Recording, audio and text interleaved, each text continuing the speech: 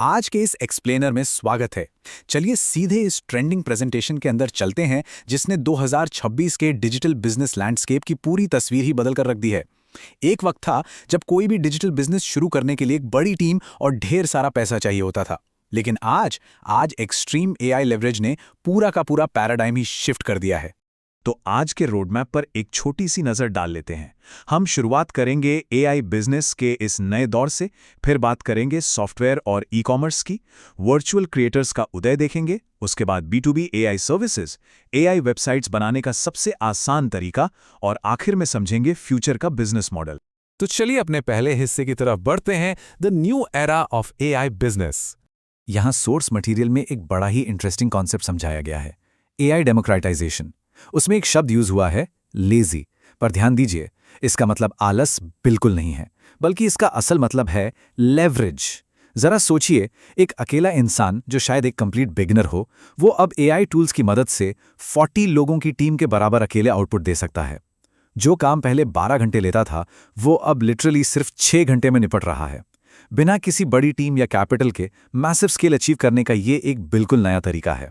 अब आते हैं अपने दूसरे सेक्शन पर, सॉफ्टवेयर और ई कॉमर्स। एआई SaaS यानी सॉफ्टवेयर एज अ सर्विस आज के टाइम में एक रियल गेम चेंजर बन चुका है। कैलोरी एआई का ही एग्जाम्पल ले लीजिए। ये एक ऐसी ऐप है जो सिर्फ खाने की फोटो देखकर कैलोरीज बता देती है, और हाल ही में इसको MyFitnessPal ने अक्वायर भी कर लिया।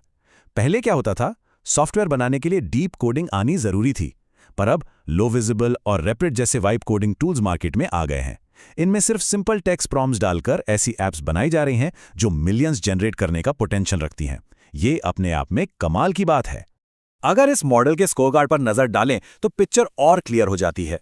इन्वेस्टमेंट इसमें काफी लो है और स्केलेबिलिटी तो बेहद हाई है। लेकिन सोर्स मटेरियल एक कड़वी सच्चाई भी बताता है, इसकी डिफिकल्टी आज भी हाई मानी जाती है। देखिए, ऐप बनाना भले ही आसान हो गया हो, पर मार्केट में असली पेइंग कस्टमर्स लाना और एक सक्सेसफुल बिजनेस खड़ा करना आज भी उतना ही मुश्किल काम है। दूसरी तरफ ई कॉमर्स के अंदर ड्रॉप शिपिंग एक और बहुत ही स्ट्रॉन्ग मॉडल है। यहाँ explicitly print on demand workflow को रेकमेंड किया गया है। इसका सिस्टम बड़ा ही सिंपल और सॉर्टेड है। कस्टमर अपना ऑर्डर प्लेस करता है, वो ऑर्डर डायरेक्टली मैन्युफैक्चरर के पास जाता है और वहीं से सीधे कस्टमर को शिप हो जाता है। इससे फायदा क्या होता है, जो अनसोल्ड बल्क इन्वेंट्री का सबसे भयंकर रिस्क होता है ना, वो पूरी तरह से खत्म हो जाता है। ड्रॉप शिपिंग का स्कोर कार्ड एकदम बैलेंस्ड पिक्चर प्रेजेंट करता है।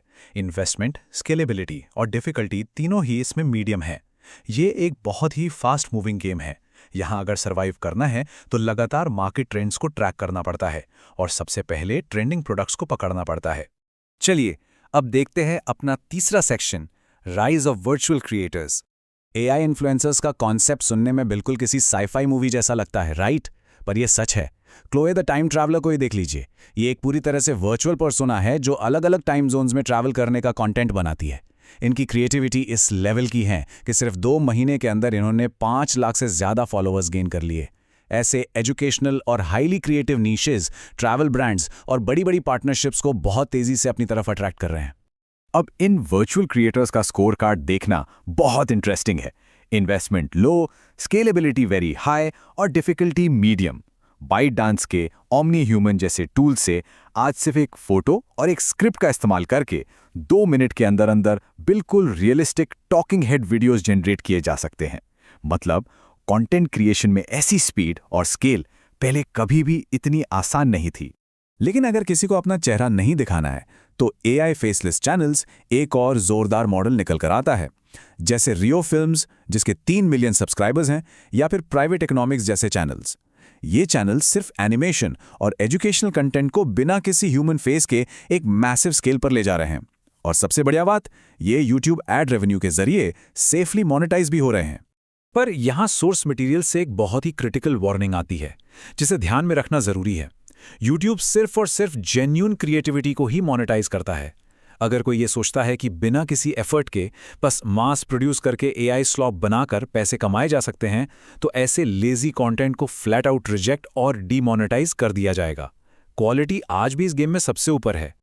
अब बढ़ते हैं आगे, सेक्शन 4 की तरफ, B2B AI services. B2B sector में हाई लेवरेज एआई अब सीधे ट्रेडिशनल बिजनेसेस को ऑफर किया जा रहा है। इसका सबसे बड़ा एग्जाम्पल है एआई वॉइस एजेंट्स।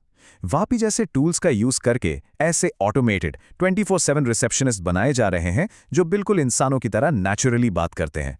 ये क्लिनिक्स, रियल एस्टेट एजेंट्स और रेस्टोरेंट्स के लिए अपॉइंटमेंट्स बुक करते हैं और ऑर्डर्स लेते हैं। और सबसे हैरान की बात तो ये है कि इन्हें सिर्फ कुछ ही दिनों में बिल्ड करके लोकल बिजनेसेस को बेचा जा सकता है। ये लोकल मार्केट के लिए एक बहुत बड़ा शिफ्ट है। अगर वॉइस एजेंट्स के स्कोर कार्ड को देखें तो इसमें इन्वेस्टमेंट और डिफिकल्टी दोनों लो हैं। सोर्स का मानना है कि मार्केट में इनकी डिमांड इस वक्त आसमान छू रही है और फ्रीलांसर्स के बीच कंपटीशन अभी ना के बराबर है। हालांकि इसकी स्केलेबिलिटी मीडियम है क्योंकि क्लाइंट्स को एक एक करके क्लोज करना पड़ता है, पर एक नया बिजनेस शुरू करने के लिए इसका एंट्री बैरियर बेहद आसान है। अब आते हैं एआई एड्स की तरफ। सोर्स मटेरियल के हिसाब से किसी भी कंप्लीट बिगिनर के लिए जल्दी क्लाइंट सिक्योर करने का ये एब्सोल्यूट बेस्ट स्टार्टिंग पॉइंट है। इसमें नैनो, वायो3, क्लिंग एआई और हिक्सफील्ड जैसे कटिंग एज टूल्स का इस्तेमाल करके हाई क्वालिटी कमर्शियल वीडियोस बनाए जाते हैं और लोकल बिजनेसेस इन्हें खुशी खुशी खरीदते भी हैं। इस नई टेक्नोलॉजी का डायरेक्ट इम्पैक्ट हमें इस स्कोर कार्ड में साफ दिखता है। एआई एड्स बनाने की डिफिकल्टी और इन्वेस्टमेंट दोनों बिल्कुल लो हैं, जबकि स्केलेबिलिटी काफ़ी हाई है। सोचिए, ये text to video tools traditional shoots, महंगे मॉडल्स और उन बड़ी बड़ी प्रोडक्शन क्रूज की ज़रूरत को पूरी तरह से रिप्लेस कर रहे हैं। ये वाकई में इंडस्ट्री को डिसरप्ट कर रहा है। Section 5, the easiest way, AI websites.